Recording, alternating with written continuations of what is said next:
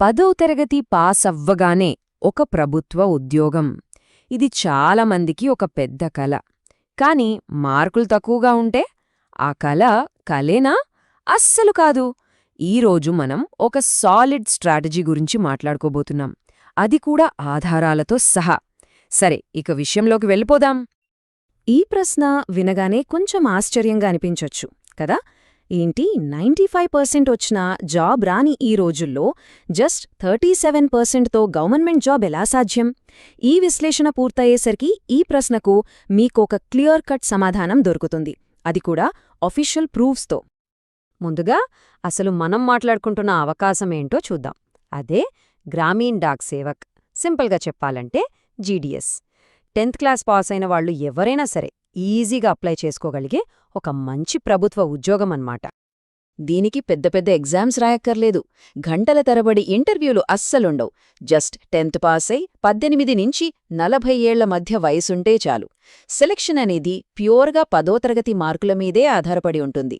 అందుకే కదా లక్షలాది మంది దీనికోసం ఎదురుచూస్తుంటారు. అయితే ఇంత సింపుల్గా ఉండటమే ఒక పెద్ద ప్రాబ్లంని కూడా క్రియేట్ చేస్తోంది.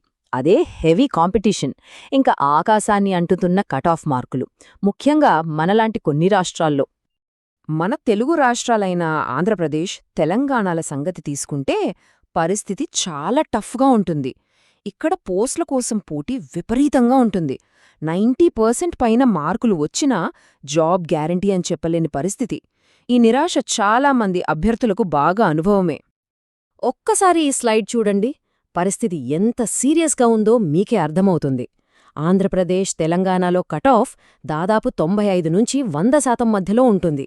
అంటే ఆల్మోస్ట్ అందరికీ ఫుల్ మార్క్స్ రావాలన్నమాట.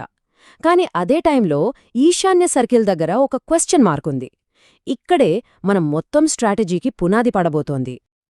ఇప్పుడు మనం అసలు సిసలైన వ్యూహంలోకి అడుగుపెడుతున్నాం. మన సొంత రాష్ట్రంలోనే అప్లై చెయ్యాలనే రూలేమీ లేదు. మన అవకాశాల్ని మనమే పెంచుకోవచ్చు. అదెలాగో ఇప్పుడు చూద్దాం. ముందుగా ఈ సర్కిల్ అనే పదమేంటో అర్థం చేసుకుందాం. పోస్టల్ డిపార్ట్మెంట్ మన రాష్ట్రాల్ని సర్కిల్స్ అని పిలుస్తుంది.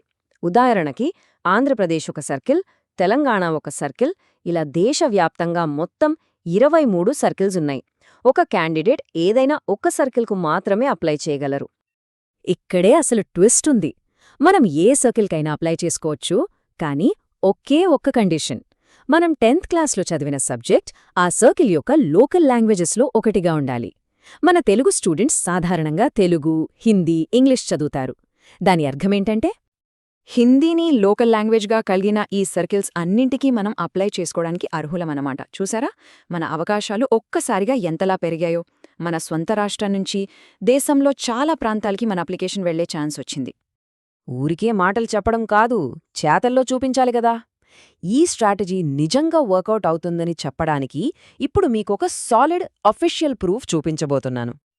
అవును, మీరు చూస్తున్న నంబర్ కరెక్టే. కేవలం 37.16%. ఇది టైపింగ్ మిస్టేక్ కాదు.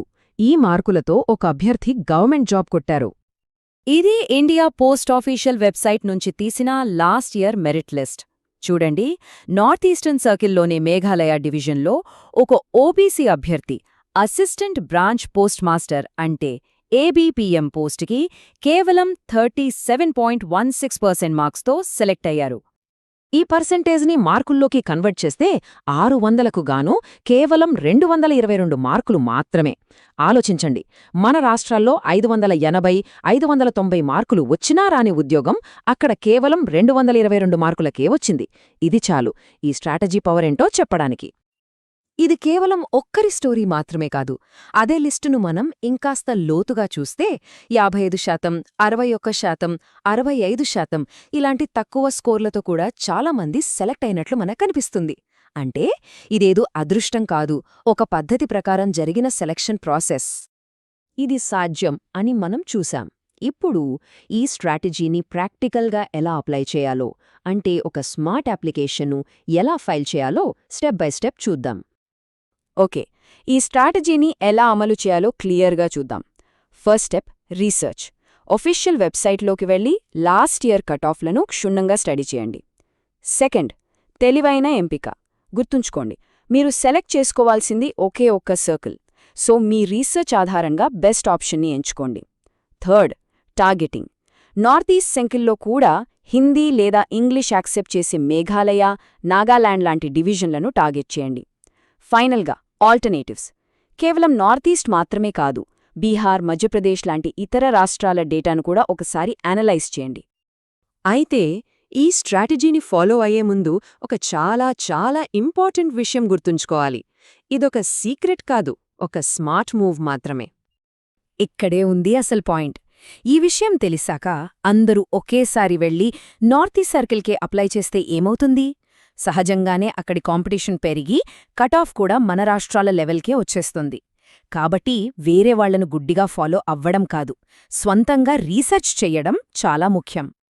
కాబట్టి ఫైనల్ క్వెశ్చన్ ఏంటంటే, నెక్స్ట్ నోటిఫికేషన్లో ఏ సర్కిల్ గోల్డెన్ ఆపర్చ్యూనిటీ ఇస్తుంది? ఈ ప్రశ్నకు సమాధానం నా దగ్గర లేదు. ఆ సమాధానం అఫీషియల్ వెబ్సైట్లోని పాత మెరిట్ లిస్ట్ల డేటాలో ఉంది. ఆ డేటాను విశ్లేషించి ఒక తెలివైన నిర్ణయం తీసుకోవాల్సిన బాధ్యత పూర్తిగా మీదే.